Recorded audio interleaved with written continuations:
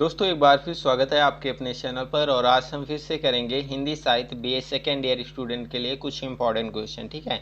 और जैसा कि आपको पता ही होगा कि हमने कई सारी इस टॉपिक से रिलेटेड वीडियोज आपको प्रोवाइड की हैं, तो अगर आपने नहीं देखा तो जाकर के देख सकते हैं। लिंक आपको डिस्क्रिप्शन में दे दिया गया है और आपको कमेंट बॉक्स में भी उसका प्लेलिस्ट का लिंक पिन कर दिया गया है, तो आप जहाँ से चाहें वहाँ से देख सकते हैं। ठीक है। और ये इस वीडियो को आप ज़्यादा से ज़्यादा शेयर कीजिए, लाइक कीजिए और चैनल पर नए हो तो सब्सक्राइब करके बेल आइकन को भी प्रेस कर देना। ठीक है। चलिए स्टार्ट करते हैं वीडियो को।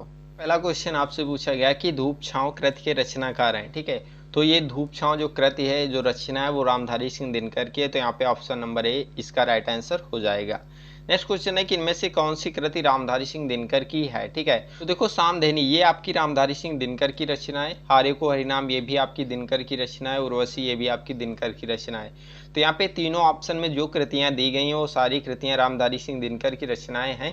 तो यहाँ पे जो आपका राइट आंसर बनेगा वो हो जाएगा उक्त सभी। ऑप्शन नंबर डी इसका राइट आंसर हो जाएगा। ठीक है। नेक्स्ट क्वेश्चन है कि सीपी और शंख किस कवि की रचना है। तो ये आपकी रामधारी सिंह दिनकर की रचना है। तो यहाँ पे Ramdhari Singh Dinkar option number C इसका राइट आंसर हो जाएगा। अगला क्वेश्चन है कि निम्न में से कौन सी रचना रामधारी सिंह दिनकर की है। तो यहाँ पे धूप और छाँव ये आपकी रामधारी सिंह दिनकर की है। नीम के पत्ते ये आपका रामधारी सिंह दिनकर का काव्य है। नील कुसुम ये भी आपकी रामधारी सिंह दिनकर की रचना है। तो फिर से आपका तीनों ऑप्शन में रामधारी सिंह दिनकर की कृतियां हैं। तो यहाँ पे आपका जो राइट आंसर बनेगा वो हो जाएगा उक्त सभी, ऑप्शन नंबर डी। ठीक है। नेक्स्ट क्वेश्चन है कि इतिहास के आंसू किस कवि की रचनाएं हैं। ठीक है। तो यहाँ पे इसका जो राइट आंसर होगा वो हो जाएगा ऑप्शन नंबर ए, मतलब रामधारी सिंह दिनकर। ठीक है। दिनकर की रचना संस्कृत के 4 अध्याय कैसी रचना है। ठीक है। तो यहाँ पे ये जो आपकी संस्कृत के 4 अध्याय है ये आपकी गद्य है। तो ऑप्शन नंबर सी इसका राइट आंसर हो जाएगा। और संस्कृत के 4 अध्याय के लिए इन्हें आपका साहित्य अकादमी पुरस्कार प्राप्त हुआ था रामधारी सिंह दिनकर को। ठीक है। तो आपको ये भी ध्यान रखना है कि जो संस्कृत के 4 अध्याय हैं वो रामधारी सिंह दिनकर की रचना है। विधा कैसी है, गद्य है, और इसके लिए रामधारी सिंह दिनकर को साहित्य अकादमी पुरस्कार प्राप्त हुआ था। ठीक है। सारी चीजें आपको ध्यान में रखना है। क्वेश्चन सारे इंपॉर्टेंट हैं, क्वेश्चन सारे तैयार कीजिएगा। यहाँ पे जो आपका नेक्स्ट क्वेश्चन है कि इनमें से दिनकर जी की किस रचना में प्रदेशवासियों को ललकारा गया है। ठीक है। तो यहाँ पे इसका जो राइट आंसर होगा वो हो जाएगा परशुराम की प्रतीक्षा। ठीक है। ऑप्शन नंबर ए इसका राइट आंसर हो जाएगा। और देखो यहाँ पे नीम के पत्ते ये आपकी रामधारी सिंह दिनकर की रचना है। धूप छाँव रामधारी सिंह दिनकर की रचना है। नील कुसुम ये भी आपकी रामधारी सिंह दिनकर की रचना है। तो यहाँ पे सारी कृतियों को आपको याद रखना है कि कौन सी कृति किस लेखक की है। ठीक है।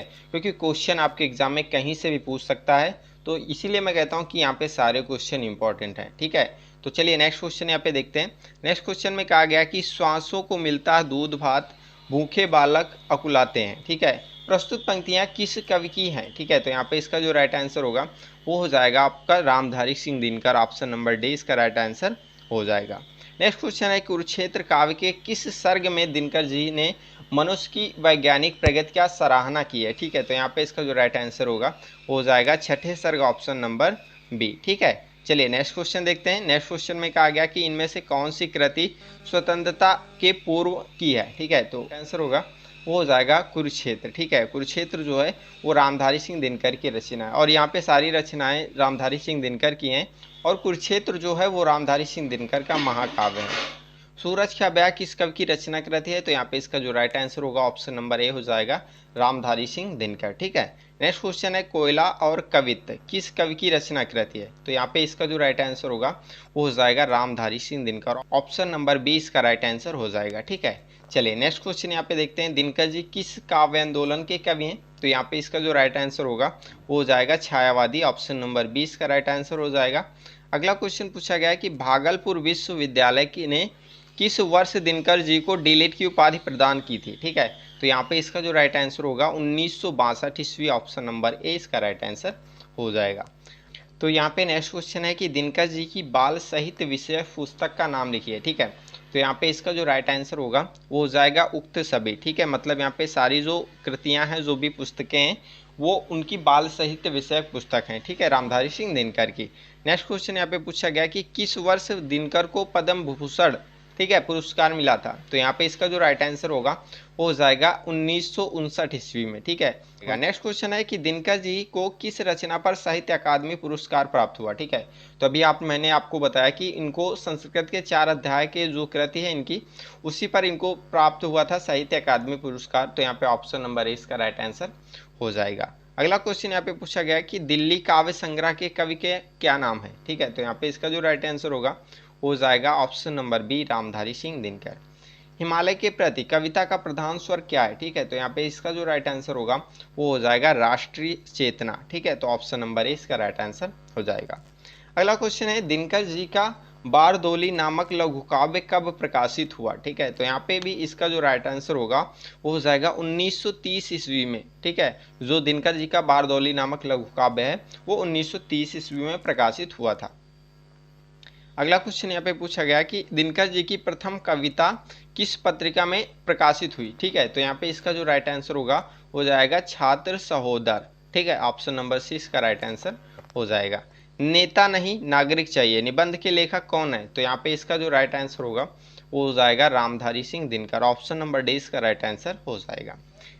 दिनकर जी के पिता का व्यवसाय क्या था। तो यहाँ पे इसका जो राइट आंसर होगा ऑप्शन नंबर ए कृषि, मतलब दिनकर जी के पिता जो थे वो कृषि कार्य करते थे। उर्वशी की काव्य विधा कौन सी है। ठीक है, तो यहाँ पे इसका जो राइट आंसर होगा वो हो जाएगा गीति नाट्य। ऑप्शन नंबर बी इसका राइट आंसर हो जाएगा। नेक्स्ट क्वेश्चन है कुरु शब्द का शाब्दिक अर्थ क्या है। ठीक है, तो यहाँ पे इसका जो राइट आंसर होगा वो हो जाएगा ऑप्शन नंबर सी ए व बी दोनों। ठीक है, कुरु का मतलब करो और कर्तव्य दोनों होता है। ठीक है, तो ऑप्शन नंबर सी इसका राइट आंसर हो जाएगा ए व बी दोनों। आदिम की बर्बरता और पशुता आज किसके अंदर विद्यमान है। ठीक है, तो यहाँ पे इसका जो राइट आंसर होगा हो जाएगा मनुष्य के अंदर। ऑप्शन नंबर ए इसका राइट आंसर हो जाएगा। आज का युग है, तो आज का जो युग है वो है आपका विज्ञान का। तो ऑप्शन नंबर बी इसका राइट आंसर हो जाएगा। संसार के रहस्यों का द्वार मानव ने किसकी कुंजी से खोला है। ठीक है, तो यहाँ पे इसका जो राइट आंसर होगा वो हो जाएगा विज्ञान की। ऑप्शन नंबर ए इसका राइट आंसर हो जाएगा। ठीक है, आपने वीडियो को लाइक नहीं किया तो वीडियो को लाइक कर लेना, चैनल को सब्सक्राइब कर लेना और बेल आइकन को भी प्रेस कर देना। ठीक है, चलिए देखते हैं मानव बुद्धि की पतवार से किसके पार करता हुआ ज्ञान का प्रकाश की नई भूमि पर आ खड़ा हुआ है। ठीक है, तो यहाँ पे इसका जो राइट आंसर होगा वो हो जाएगा अंधकार की। ऑप्शन नंबर ए इसका राइट आंसर हो जाएगा। चलिए अगला क्वेश्चन यहाँ पे देख लेते हैं। आज की दुनिया हर प्रकार से कैसी है। ठीक है, तो यहाँ पे इसका जो राइट आंसर होगा नवीन और विचित्र दोनों है। तो यहाँ पे इसका जो राइट आंसर होगा ऑप्शन नंबर सी हो जाएगा। आज मनुष्य की मुट्ठी में कौन कैद है। ठीक है, तो यहाँ पे इसका जो राइट आंसर होगा वो हो जाएगा उक्त सभी। ठीक है, मतलब विद्युत, भाप की शक्ति और जल, तीनों चीजें जो हैं वो मनुष्य की मुट्ठी में कैद हैं। तो यहाँ पे उक्त सभी ऑप्शन नंबर डी इसका राइट आंसर हो जाएगा। कौन नदी पर्वत समुद्र को समान गति से लांघ सकता है। ठीक है, तो यहाँ पे इसका जो राइट आंसर होगा वो हो जाएगा मनुष्य। ऑप्शन नंबर ए इसका राइट आंसर हो जाएगा।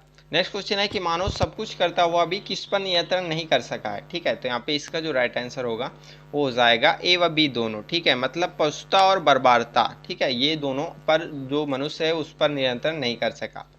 नेक्स्ट क्वेश्चन है मनुष्य का किस पर पूर्ण नियंत्रण है। ठीक है, तो यहाँ पे इसका जो राइट आंसर होने वाला है वो आपका हो जाएगा प्रकृति का। ठीक है, ऑप्शन नंबर ए इसका राइट आंसर हो जाएगा। अगला क्वेश्चन है कि मनुष्य के संदेशों का वाहक कौन है। तो यहाँ पे इसका जो राइट आंसर होगा वो हो जाएगा आकाश। ऑप्शन नंबर सी इसका राइट आंसर हो जाएगा।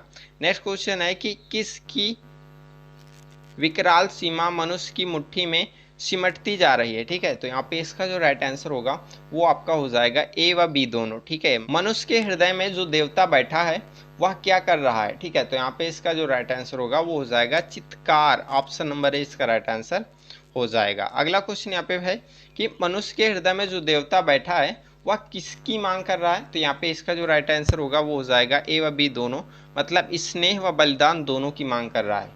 मानवता को क्या चाहिए। तो यहाँ पे इसका जो राइट आंसर होगा वो हो जाएगा ऑप्शन नंबर डी, मतलब ए व बी दोनों। ठीक है, चांदनी सी संगीतात्मकता, प्रातः काल की आह्लाद भरी मुस्कान। ठीक है, तो यहाँ पे ए व बी दोनों ऑप्शन सही है। तो यहाँ पे इसका जो राइट आंसर होगा, फाइनल आंसर होगा, वो आपका डी ऑप्शन आएगा। ठीक है, नेक्स्ट क्वेश्चन है धुआं, कोलाहल, थकान और धूल के उस पार धीरे धीरे बहने वाली शीतल जल की धारा किसे चाहिए। ठीक है, तो यहाँ पे इसका जो राइट आंसर होगा वो हो जाएगा मानवता को। ऑप्शन नंबर ए इसका राइट आंसर हो जाएगा। अगला क्वेश्चन देख लेते हैं, और अगला क्वेश्चन है यहाँ पे कि उपहास का क्या अर्थ है। तो उपहास का अर्थ जो है वो है मजाक। ऑप्शन नंबर ए इसका राइट आंसर हो जाएगा। आज मनुष्य किसका दास बन गया है। तो यहाँ पे इसका जो राइट आंसर होगा वो हो जाएगा नियति का। ठीक है, ऑप्शन नंबर बी इसका राइट आंसर हो जाएगा। प्रकृति के रहस्यों का उद्घाटन करने वाला मनुष्य किसके हाथ की कठपुतली बनकर दयनीय हो गया है। तो यहाँ पे इसका जो राइट आंसर होगा वो हो जाएगा परिस्थितियों के। तो ऑप्शन नंबर ए इसका राइट आंसर हो जाएगा। और नेक्स्ट क्वेश्चन और लास्ट क्वेश्चन इस वीडियो का, आज मनुष्य किसकी नाद सुन रहा है। ठीक है, तो यहाँ पे इसका जो राइट आंसर होगा वो हो जाएगा ए व बी दोनों की, मतलब ग्रहों की नाद और तारों की नाद सुन रहा है। ठीक है, तो इस प्रकार से हमने कुछ क्वेश्चन किए जो आपके इंपॉर्टेंट थे बीए सेकेंड ईयर स्टूडेंट के लिए। ठीक है, तो क्वेश्चन सारे तैयार कर लीजिएगा, सारे क्वेश्चन इंपॉर्टेंट है। चलिए मिलते हैं नेक्स्ट वीडियो में, तब तक के लिए बाय, टेक केयर।